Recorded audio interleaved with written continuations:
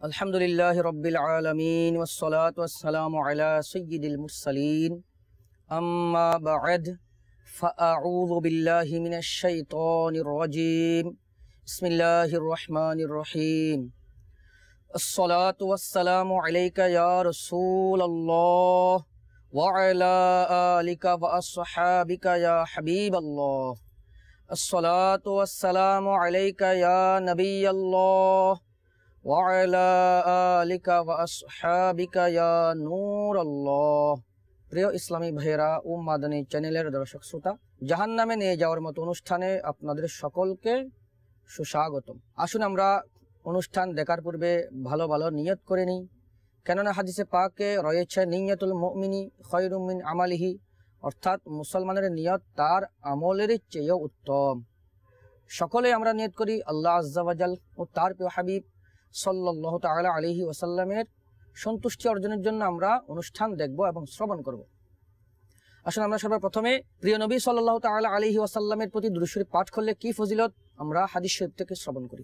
জামি তিরমিজি শরীফের হাদিস আবওয়াবুল বিতির বাবু মা জাআ ফি ফাদলি সালাতিন নবী সাল্লাল্লাহু তাআলা আলাইহি ওয়া আলিহি ওয়াসাল্লামের মধ্যে রয়েছে হযরতে সাইয়েদনা আব্দুল্লাহ ইবনে মাসউদ রাদিয়াল্লাহু তাআলা আনহু থেকে এই হাদিস শরীফটি বর্ণিত ও দৃশ্যের সংবাদদাতা নবী সাল্লাল্লাহু তাআলা আলাইহি ওয়া আলিহি ওয়াসাল্লাম ইরশাদ করেন, আওলান নাস বি ইয়াউমাল কিয়ামা আকতারুহুম আলাইহি সালাহ। অর্থাৎ প্রিয় নবী রাসূল আরবী সাল্লাল্লাহু তাআলা আলাইহি ওয়া আলিহি ওয়াসাল্লাম ইরশাদ করেন, কিয়ামতের দিন সবচেয়ে আমার নিকটবর্তী সে হবে যে ব্যক্তি দুনিয়াতে আমি নবীর উপর বেশি দুরূদ শরীফ পাঠ করেছে। वो सलामत रहा क़यामत में जिसने पढ़ लिए दिल से 4 सलाम सल्लु अलल हबीब सल्लल्लाहु ताला अला मुहम्मद सल्लल्लाहु ताला अलैहि व आलिहि वसल्लम। प्रिय इस्लामेर এবং মাদানী চ্যানেলের দর্শক শ্রোতা, এখন যে বিষয়ে আলোচনা হবে সেটি হচ্ছে যে রিয়াকারী, অর্থাৎ লৌকিকতা, লোক দেখানো ইবাদত এবং রিয়াকারী এটি জাহান্নামে নিয়ে যাওয়ার মতো একটি কাজ। আসুন এ সম্পর্কে আমরা শ্রবণ করি।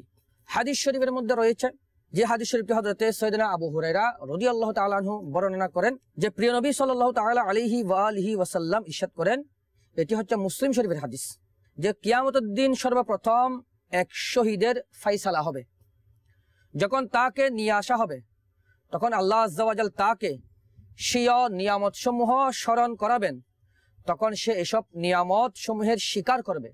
অতঃপর আল্লাহ আজ্জা ওয়া জাল ইরশাদ করবেন, তুমি এই নিয়ামত সমূহের বদলায় কি আমল করেছো? সে আরজ করবে, হে আল্লাহ, আমি তোমার রাস্তায় জিহাদ করেছি, এমনকি শহীদ হয়ে গেছি। আল্লাহ আজ্জা ওয়া জাল ইরশাদ করবেন, তুমি মিথ্যাবাদী, তুমি জিহাদ এই জন্য করেছো যে তোমাকে যাতে লোকেরা বাহাদুর বলে, বীর বাহাদুর বলে, তো সেটা তোমাকে দুনিয়াতে বলা হয়েছে। অতঃপর তার ব্যাপারে জাহান্নামে নিয়ে যাওয়ার হুকুম দেয়া হবে। তখন তাকে মুখ উপর করে জাহান্নামে নিক্ষেপ করা হবে। অতঃপর ওই ব্যক্তিকে নিয়ে আসা হবে যে ইলম শিখেছে, ধর্মীয় জ্ঞান শিখেছে, মানুষকে শিখাইয়েছে এবং কোরআনুল করিম পড়েছে, সে আসবে। তখন আল্লাহ আজ্জা ওয়া জাল তাকেও স্বীয় নিয়ামত সমূহ স্মরণ করাবেন। তখন সেও ওই নিয়ামত সমূহ স্বীকার করবে।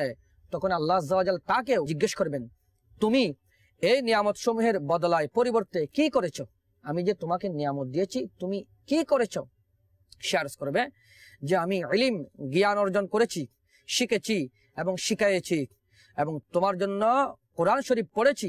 আল্লাহ আজ্জা ওয়া জাল ইরশাদ করবেন, তুমি মিথ্যাবাদী, তুমি ইলম জ্ঞান এই জন্য শিখেছো যাতে তোমাকে আলিম বলা হয়, এজন্য তুমি ইলম শিখেছো, এবং কোরআনুল কারীম এই জন্য পড়েছো যাতে তোমাকে কারি বলা হয়, এবং সেটা তোমাকে বলা হয়েছে। অতঃপর তাকেও জাহান্নামে নিক্ষেপ করার আদেশ দেওয়া হবে। তখন তাকে মুখ উপর করে জাহান্নামে নিক্ষেপ করা হবে।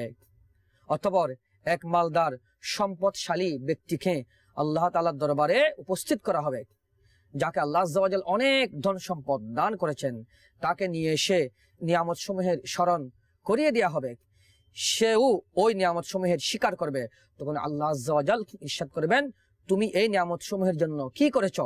আল্লাহ আজ্জা ওয়া জাল যখন এই কথা বলবেন, সে আরজ করবে আমি তোমার রাস্তায় যেখানে প্রয়োজন হয়েছে সেখানে সম্পদ খরচ করেছি।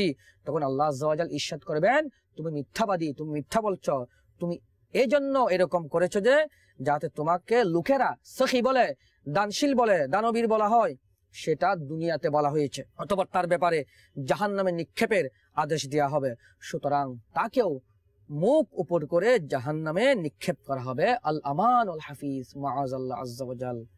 তো প্রিয় ভাইরা, এই জন্য আমাদেরকে অবশ্যই যে লোক দেখানো ইবাদত থেকে, রিয়াকারি থেকে বাঁচতে হবে। হাকিমুল উম্মত বিশ্ববিখ্যাত মুফাসসির হযরতে মুফতি আহমদ ইয়ার খান আলাইহির রহমাতুল হান্নান এই হাদিসের ব্যাখ্যা করতে গিয়ে লিখেন মিরাতুল মানাজিহ, যে হাদিস শরীফের কিতাব মিশকাতুল মাসাবিহের শরহ ব্যাখ্যা গ্রন্থ মিরাতুল মানাজিহের 7ম খণ্ড 193 পৃষ্ঠায় উল্লেখ করেন, জানা গেল যে যেভাবে ইখলাসপূর্ণ নেকি, যে নিষ্ঠাপূর্ণ নেকি জান্নাত পাওয়ার মাধ্যম, অনুরূপ রিয়াপূর্ণ লৌকিকতাপূর্ণ নেকি জাহান্নাম এবং লাঞ্ছনা অর্জন করার মাধ্যম। এখানে রিয়াকার, শহীদ, আলিম এবং দানবীরের আলোচনা হয়েছে এই জন্য যে তারা উত্তম আমল করেছিল। যখন এই আমল রিয়ার দ্বারা নষ্ট হয়ে গেছে তখন অন্য আমল সমূহের কি জিজ্ঞেস করার। রিয়া করে হজ, জাকাত এবং নামাজেরও এই অবস্থা। তো প্রিয় ইসলামাইরা, এই জন্য আমাদের উচিত রিয়া থেকে বেঁচে থাকা, বাহাবা থেকে বেঁচে থাকা, ইখলাসের ভিক্ষা চেয়ে নেওয়া উচিত। চিন্তা করে দেখুন যে জিহাদের মতো উত্তম আমল, শাহাদতের মতো জলিলুল কদর নিয়ামত, তালিম এবং তাআল্লুম অর্থাৎ শিক্ষা শিখানোর মতো পবিত্র জিনিস, ইলমে দ্বীন, সদকা খয়রাতের মতো উত্তম কাজ মাটি হয়ে গেল। সব কিছু রিয়া করার কারণে বরবাদ হয়ে গেল।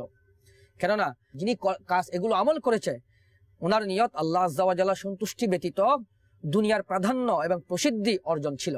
তাই আল্লাহ তাআলা এগুলো সব থেকে তাকে বঞ্চিত করে দিলেন। নিজের পরিবার পরিজনকে ছেড়ে, পরিজনকে কান্না অবস্থায় রেখে যুদ্ধের ময়দানে স্বীয় জান কোরবানকারী, উৎসর্গকারীরাও জান্নাতের নিয়ামত সমূহ পায়নি। কেননা তার অন্তরে বাহাদুর বলার আগ্রহ ছিল, যে আমি বাহাদুর, লোকে আমাকে শহীদ বলুক, এই জন্য আমি শহীদ হয়েছি। এই নিয়ত থাকার কারণে, রিয়াকারী থাকার কারণে তার আমল বরবাদ হয়ে গেল।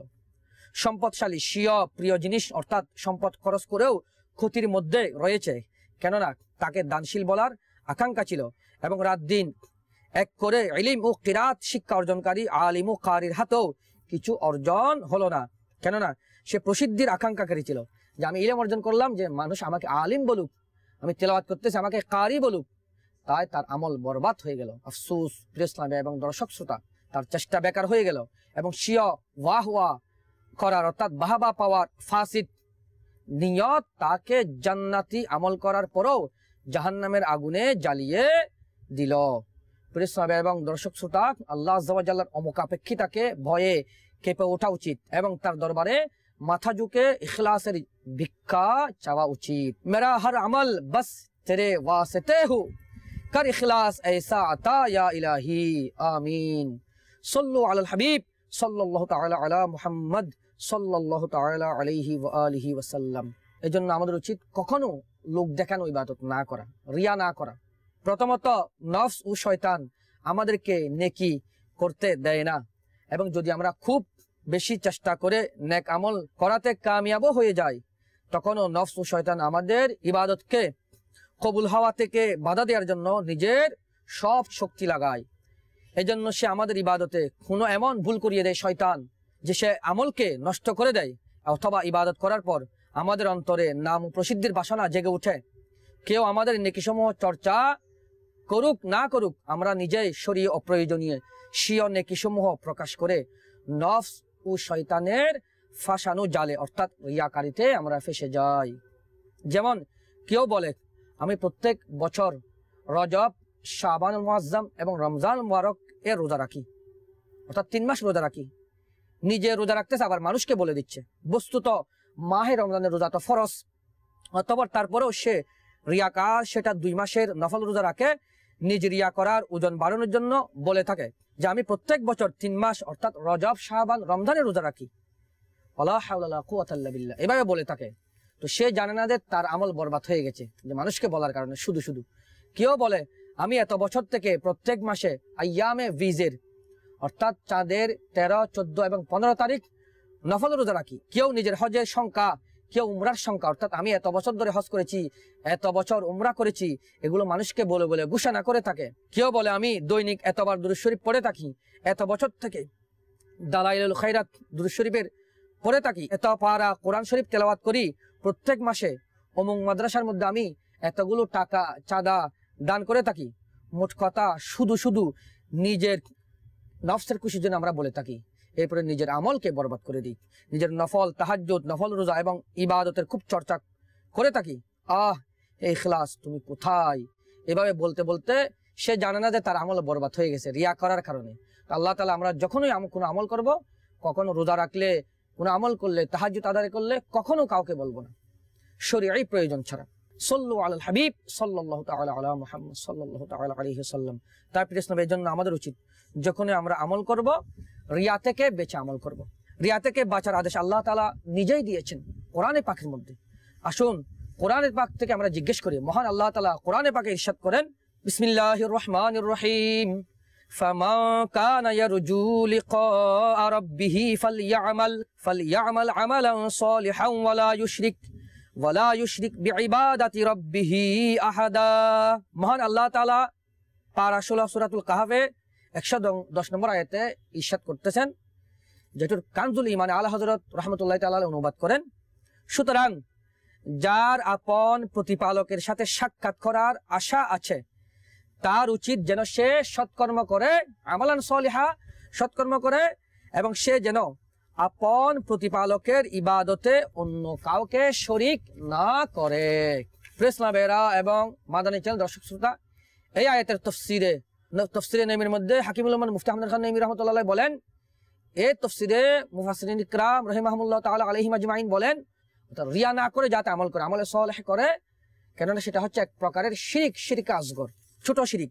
এজন্য আমাদেরকে এর থেকে অবশ্যই বাঁচতে হবে। সাল্লু আলাল হাবিব সাল্লাল্লাহু তাআলা আলা মুহাম্মদ সাল্লাল্লাহু তাআলা আলাইহি ওয়া আলিহি ওয়াসাল্লাম। আসুন আমরা রিয়া কাকে বলে জেনে নিই। আল্লাহর হাবিব সাল্লাল্লাহু তাআলা আলাইহি ওয়া আলিহি ওয়াসাল্লাম জামিউল জাওয়ামিল সুয়ুতি দ্বিতীয় খণ্ডের মধ্যে এই হাদিস শরীফে ইরশাদ করেন, আল্লাহ তাআলা প্রত্যেক রিয়াকারের জন্য জান্নাত হারাম করে দিয়েছেন। যারা রিয়া করবে তাদের জন্য আল্লাহ তাআলা জান্নাত হারাম করে দিয়েছেন, অর্থাৎ প্রথমে তারা জান্নাতে প্রবেশ করবে না, তাদেরকে বাধা দিবেন, শাস্তি দেওয়ার পরে জান্নাতে প্রবেশ করাবেন। আল্লাহ তাআলা আমাদেরকে এই রিয়া থেকে বাঁচার তৌফিক দান করুক। রিয়াকারীকে এই উদাহরণ থেকে জেনে নিই আমরা। ইহয়াউল উলুম তৃতীয় খণ্ড 369 পৃষ্ঠার মধ্যে হুজ্জাতুল ইসলাম হযরতে সাইয়েদনা ইমাম আবু হামিদ মুহাম্মদ বিন মুহাম্মদ গাজালি রাহমাতুল্লাহি তাআলা আলাইহি এভাবে রিয়াকারীর উদাহরণ প্রদান করেছেন। যেমন কোনো ব্যক্তি সারা দিন ধরে বাদশাহের সামনে দাঁড়িয়ে থাকলো, যে ব্যক্তি সারাদিন বাদশার সামনে দাঁড়িয়ে থাকলো, যেরূপ সেবকরা খাদিমরা করে থাকে, কিন্তু তার উদ্দেশ্য বাদশার নৈকট্য লাভ করা নয়। সে সারাদিন বাদশার সামনে দাঁড়িয়ে থাকলো, উদ্দেশ্য হচ্ছে যে বাদশার নৈকট্য লাভ করা নয়, বরং তার কোনো সেবিকা খাদিমাকে দেখার উদ্দেশ্য হয়, তাহলে তার এই ধরনের দাঁড়িয়ে থাকা যেন বাদশার সাথে ঠাট্টা করারই শামিল। অতএব এর চেয়ে ঘৃণ্য ও তুচ্ছ বিষয় আর কি হতে পারে যে কোনো ব্যক্তি আল্লাহ তাআলার ইবাদত করবে তারই দুর্বল তুচ্ছ বান্দাদের দেখানোর জন্য। তো এটা কিভাবে হতে পারে? তো যে বান্দা ব্যক্তিগতভাবে তার কোনো লাভ ক্ষতি করতে পারে না, তো তাকে দেখানোর জন্য ইবাদত করা হচ্ছে। যখন নামাজ পড়া হচ্ছে, যে আস্তে আস্তে আমরা কি করি, যখন লোক বেশি থাকে মানুষের সামনে আস্তে আস্তে আমরা নামাজ পড়ি, আস্তে আস্তে রুকু সাজদা করি, এবং যখন মানুষ চলে যায় তো কি হয়, মানুষের সামনে আস্তে আস্তে ইবাদত করি। যখন মানুষ চলে যায়, আল্লাহ তাআলা তো দেখতেছেন, তখন আমরা স্পিড নামাজ পড়ে নিই, তাহলে সেটাকে রিয়াকারী হলো না? আমাদেরকে মানুষ থাকুক না থাকুক সর্বাবস্থায় ইখলাসের সাথে, খুশু খুদুর সাথে, আন্তরিকতার সাথে ইবাদত করতে হবে। তো এই জন্য প্রিয় ইসলাম ভাইরা, আমাদেরকে অবশ্যই রিয়াকারী থেকে বাঁচতে হবে। রিয়াকারী কিছু ক্ষতিকারক দিক তুলে ধরা হলো। আসুন আমরা এবার জেনে নিই গুনাহে পূর্ণ রিয়াকারী কাকে বলে। শুনুন, রিয়া হলো আল্লাহ তাআলার সন্তুষ্টি বাদ দিয়ে, আল্লাহ তাআলার সন্তুষ্টি বাদ দিয়ে অন্য কোনো উদ্দেশ্যে ইবাদত করা। যেমন ইবাদতের মাধ্যমে উদ্দেশ্য এই হয় যে লোকজন তার ইবাদত সম্পর্কে জেনে যাক, যাতে করে তার হাতে টাকা পয়সা দিয়ে দেয়, কিংবা তার প্রশংসা করে, অথবা তাকে নেককার ব্যক্তি বলে মনে করে বা তার সম্মান করে, ইত্যাদি ইত্যাদি। তো এগুলো নিয়ত থাকলে সে রিয়াকার হিসেবে গণ্য হয়ে যাবে। আল্লাহ তাআলা তার ইবাদতকে কবুল করবেন না, তাকে জাহান্নামে নিক্ষেপ করবেন। আল্লাহ তাআলা আমাদেরকে রিয়া থেকে বেঁচে থাকার তৌফিক দান করুক। প্রিয় ভাইরা, আত-তারগীব ও তারহিব প্রথম খণ্ড 36 পৃষ্ঠা হাদিস নং 87 মধ্যে রয়েছে। দাওয়াত ইসলামের প্রকাশনা প্রতিষ্ঠান মাকতাবাতুল মদিনা কর্তৃক প্রকাশিত 166 পৃষ্ঠায় সম্বলিত রিয়াকারী কিতাবের 16 পৃষ্ঠায় উল্লেখ রয়েছে, তাজেদার রিসালাত শাহনশাহ নবুয়ত মুস্তাফা জান রহমত হুজুর পুর নূর সাল্লাল্লাহু তাআলা আলাইহি ওয়া আলিহি ওয়াসাল্লাম ইরশাদ করেন, আল্লাহ তাআলা সেই আমল কবুল করেন না যে আমলে সরিষার দানা পরিমাণ রিয়াও বিদ্যমান থাকবে। মাআযাল্লাহ আযজা ওয়া জাল। এজন্য প্রিয় ইসলাম, অবশ্যই আমাদেরকে এই রিয়া থেকে অবশ্যই আমাদেরকে বেঁচে থাকতে হবে। সাল্লু আলাল হাবিব সাল্লাল্লাহু তাআলা আলা মুহাম্মদ সাল্লাল্লাহু তাআলা আলাইহি ওয়া আলিহি ওয়াসাল্লাম। সালাতু ওয়া সালামুন আলাইকা ইয়া রাসূলুল্লাহ। প্রিয় ইসলাম, আমরা একে তো ইবাদত করতে পারি না, অনেক কষ্ট করে ইবাদত করার পরও এর মধ্যে শয়তান আমাদেরকে রিয়াকারী বানিয়ে দেয়। এজন্য রিয়াকারীর ইলম অর্জন করা এটা ফরজ জ্ঞান। আলা হযরত ইমাম আহলে সুন্নাত মুজাদ্দিদিন মিল্লাত পরওয়ানা শামি'আ রিসালাত হামিয়ে সুন্নাত মাহিয়া বিদআত আল হাফিজ আল কারি শাহ ইমাম মুহাম্মদ রাজা খান রাহমাতুল্লাহ আলাইহি ফাতাওয়া রাজবিয়া 23 খণ্ড 624 পৃষ্ঠার মধ্যে লিখেন, মুহাররামাতে বাতিনিয়া অর্থাৎ বাতিনি নিষিদ্ধ গুনাহ যেগুলো রয়েছে, তাকাব্বুর যেমন রিয়াকারী, অহংকার, হিংসা ইত্যাদি, এবং এগুলোর চিকিৎসা এর ব্যাপারে জ্ঞান অর্জন করা প্রত্যেক মুসলমানের উপর ফরজ। যদি আমরা না জানি তাহলে গুনাহগার হব। হাকিমুল উম্মত হযরতে মুফতি আহমদ ইয়ার খান নঈমি রাহমাতুল্লাহি তাআলা আলাইহি রিয়াকার সম্পর্কে বলেন, রিয়ার অনেক স্তর রয়েছে, প্রত্যেক স্তরের হুকুম হচ্ছে আলাদা। কিছু রিয়া হচ্ছে যে শিরক আসগর, ছোট শিরক, কিছু রিয়া হচ্ছে হারাম, কিছু রিয়া হচ্ছে মাকরুহ, আর কিছু অনেক সময় সওয়াবের কাজ হয়। কিন্তু যখন সাধারণভাবে রিয়া বলা হবে, লৌকিকতা বলা হবে, তখন সেটা দ্বারা উদ্দেশ্য হবে নিষিদ্ধ রিয়া। এজন্য আমাদেরকে অবশ্যই অবশ্যই এই রিয়া, এই গুনাহে কবিরা এবং জাহান্নামে নিজের কাজ, এটা থেকে অবশ্যই আমাদেরকে বাঁচতে হবে। যদি আমরা না বাঁচি তো আল্লাহ তাআলা আমাদেরকে কিয়ামতের ময়দানে পাকড়াও করবেন। আল্লাহ তাআলা আমাদেরকে রিয়া থেকে বাঁচার তৌফিক দান করুক। আমিন বিজাহিন নবীল আমিন সাল্লাল্লাহু তাআলা আলাইহি ওয়াসাল্লাম। সাল্লু আলাল হাবিব সাল্লাল্লাহু তাআলা আলা মুহাম্মদ সাল্লাল্লাহু তাআলা আলাইহি ওয়াসাল্লাম। প্রেস লাইভ এবং মাদানী চ্যানেল দর্শক শ্রোতা, অনেক সময় মানুষ দেখা যায় যে আমল করে মানুষকে বলে দেয়, তো আমল করতে হলে সদকা দান খয়রাত এগুলো গোপনে করব। হ্যাঁ, মানুষকে উৎসাহ দেওয়ার জন্য বলা হবে আমি এতটুকু দান করব, এটা ঠিক আছে। কিন্তু অনেক সময় মানুষকে বাহাবা পাওয়ার জন্য মানুষকে বলে দেয়। এখন তো এমন অবস্থা যে কোনো একটা নেক আমল করলে ফেসবুকে এটা ছেড়ে দেয়। আগে বলা হতো যে একটা প্রবাদ বাক্য উর্দুর মধ্যে, নেকি কর দরিয়া মে ডাল, যে নেকি করা সমুদ্রের মধ্যে ফেলে দাও। এখন বলা হচ্ছে নেকি কর ফেসবুক বে ডাল, যে নেকি করা ফেসবুকে ঢালো। এখন ফেসবুকের মধ্যে যাতে সমস্ত মানুষ দুনিয়ার সবাই জেনে যায় আমি দানবীর, যে মানুষ যখন মেজবান দেয় কাউকে খাওয়ায় যে আমি এতজন মানুষকে খাওয়াইছি, ফেসবুকে ছেড়ে দেয়, ছবি তুলে ছেড়ে দেয় আমি খাওয়াচ্ছি। উদ্দেশ্যটা কি? যে আল্লাহ তাআলা সন্তুষ্টি পাওয়া নাকি মানুষের বাহাবা পাওয়া? যদি মানুষের বাহাবা পাওয়া হয় তাহলে সেটা রিয়াকারী, সে মেজবান দিয়ে সে লক্ষ লক্ষ টাকা খরচ করে জাহান্নামী হবে। তো আল্লাহ তাআলা আমরা যখনই আমল করব গোপনে করব, সদকা দান খয়রাত গোপন আমল 70 গুণ সওয়াব, যেন অবশ্যই আমরা আমল করলে গোপনে করব। আল্লাহ তাআলা আমাদেরকে তৌফিক দান করুক। প্রিয় ভাইরা, রিয়াকারের আমল কখনো আল্লাহ তাআলা কবুল করবেন না। নবী করিম সাল্লাল্লাহু তাআলা আলাইহি ওয়াসাল্লাম ইরশাদ করেন, মুজামুল কাবির শরীফের হাদিস, নিশ্চয় জাহান্নামের মধ্যে একটি উপত্যকা রয়েছে, সেটা থেকে জাহান্নাম প্রত্যেক দিন 400 বার আশ্রয় চায়। আল্লাহ আযজা ওয়া জাল এই উপত্যকা উম্মতে মুহাম্মদী সাল্লাল্লাহু আলাইহি ওয়াসাল্লামের ওই রিয়াকারের জন্য তৈরি করে রেখেছেন যারা কোরআনে পাকের হাফেজ, গায়রুল্লাহ অর্থাৎ আল্লাহ ব্যতীত অন্যর সন্তুষ্টির জন্য সদকা করেছে, আল্লাহ আযজা ওয়া জাল এর ঘরের হাজি এবং আল্লাহ আযজা ওয়া জাল্লার জন্য বের হয়েছে, কিন্তু নিয়ত অন্যটা ছিল। এখন দেখা যায় প্রিয় ভাইরা, অনেকেই হাজি সাহেবদের মধ্যে অনেকে দেখা যাচ্ছে যে শয়তানকে জামরা ইয়াকাবায় যখন পাথর বর্ষণ করা হয় তখন এমনি ভাবে কঙ্কর নিক্ষেপ করা হয় যে নিজের ছবি কি করতেছে, ছবি তুলতেছে, যে নিজের ছবি সেলফি তুলতেছে, দেখিয়ে দেখিয়ে মানুষকে ছেড়ে দিচ্ছে যে আমি কি করতেছি, আমি শয়তানকে পাথর মারতেছি। নিয়ত কি? মানুষকে দেখানো না আল্লাহ সন্তুষ্টি। তো অনেককে যদি হাজি সাহেব না বলায় নামের মধ্যে যে হাজি সাহেব, হাজি লিখেন, নিয়ত কি? তাহলে আমি কি, আমাকে হাজি বলার জন্য আমি কি হজ করেছি নাকি আল্লাহ তাআলা সন্তুষ্টির জন্য হজ করেছি? তো হাজি হলে যে হাজি লিখতে হবে এরকম কথা না। আল্লাহ তাআলা আমাদেরকে বুঝার তৌফিক দান করুক। প্রিয় ইসলাম ভাইরা, অনেক সময় দেখা যায় যে হাজি সাহেবদের মধ্যে অনেকে রয়েছে যারা হজ করার সময় তাওয়াফের মধ্যেও খানে কাবার সাথে সেলফি তুলে ছবি তুলতেছে, মানুষকে দেখাচ্ছে। তারপরে শয়তানকে যখন পাথর নিক্ষেপ করা হয়, কঙ্কর নিক্ষেপ করা হয় জামরা ইয়া কাবার মধ্যে, ওখানেও দেখিয়ে দেখিয়ে সেলফি তুলতেছে যে আমি শয়তানকে পাথর মারতেছি, এবং ফেসবুকে ছেড়ে দেওয়া হয়, মানুষকে দেখাচ্ছে। তো নিয়ত কি? আমি কি মানুষকে দেখানোর জন্য শয়তানকে পাথর মারতেছি, হজ করতেছি, না আল্লাহ তাআলা সন্তুষ্টির জন্য করতেছি?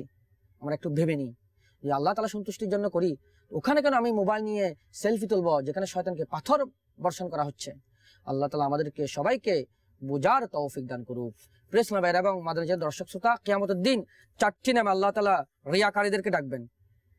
হে বদকার, হে ধোঁকাবাজ, হে কাফির, হে ক্ষতিকারক, ক্ষতির মধ্যে রয়েছ, তোমার আমল খারাপ হয়ে গেছে, নষ্ট হয়ে গেছে, তোমার আমল পুণ্য বরবাদ হয়ে গেছে, তাই আজ কিয়ামতের দিন তোমার জন্য কোনো অংশ নেই। হে ধোঁকাদানকারী, তুমি সওয়াব থেকে মারহুম হয়ে গেছ, বঞ্চিত হয়ে গেছ। তুমি যার জন্য আমল করেছ তার থেকে সে আমলের সওয়াব নিয়ে নাও। আল্লাহ তাআলা এভাবে আহ্বান করবেন। আল্লাহ তাআলা আমাদেরকে রিয়াকারী থেকে বাঁচার তৌফিক দান করুক। যখন কোনো আমল করব সেটা আল্লাহ তাআলা সন্তুষ্টির জন্য করব। লোক দেখানো, লোকে বলার জন্য যে তুমি টাকা দিয়েছো, কেন বলতেছো, প্রশংসা করতেছো না, এই নিয়ত যাতে না থাকে। নামাজ যখন পড়বো ইখলাসের সাথে পড়বো, গোপনে পড়ি, মানুষের সামনে পড়ি, সব সময় যে নামাজের যে নিয়ম রয়েছে আস্তে আস্তে আমরা নামাজ আদায় করব। আমির আহলে সুন্নাত বলেন নেকির দাওয়াতের মধ্যে, আমরা যেভাবে কেরাত উচ্চ আওয়াজে যেভাবে প্রকাশ্য নামাজে পাঠ করি গুন্নার সাথে, মাখারাজের সাথে, তো যেগুলো একলা আদায় করি নামাজ, ছোট কেরাতের মধ্যেও আস্তে আস্তে পাঠ করা উচিত। আল্লাহ তাআলা আমাদেরকে সবাইকে বুঝার তৌফিক দান করুক, আমিন, বিজাহিন নবীল আমিন সাল্লাল্লাহু তাআলা আলাইহি ওয়াসাল্লাম। এবং এই রিয়াকারী, যেটি জাহান্নামে নিয়ে যাওয়ার মতো কাজ, এটি থেকে বেঁচে সবাইকে ইখলাসের সাথে, নিষ্ঠার সাথে সকল আমল করার তৌফিক দান করুক, আমিন, বিজাহিন নবীল আমিন সাল্লাল্লাহু তাআলা আলাইহি ওয়া আলিহি ওয়াসাল্লাম। প্রিয় ইসলাম ভাইরা এবং মাদানী চ্যানেলের দর্শক শ্রোতা, বয়ানের একেবারে শেষ পর্যায়ে পৌঁছে গেছি। তো সকলকে পরবর্তী অনুষ্ঠান দেখার আমন্ত্রণ জানিয়ে আজকের অনুষ্ঠান এখানে সমাপ্ত করলাম। সবাই সুস্থ থাকুন, ভালো থাকুন, মাদানী চ্যানেল দেখতে থাকুন। সল্লু আলাল হাবিব সাল্লাল্লাহু তাআলা আলা মুহাম্মদ সাল্লাল্লাহু তাআলা আলাইহি ওয়া আলিহি ওয়াসাল্লাম।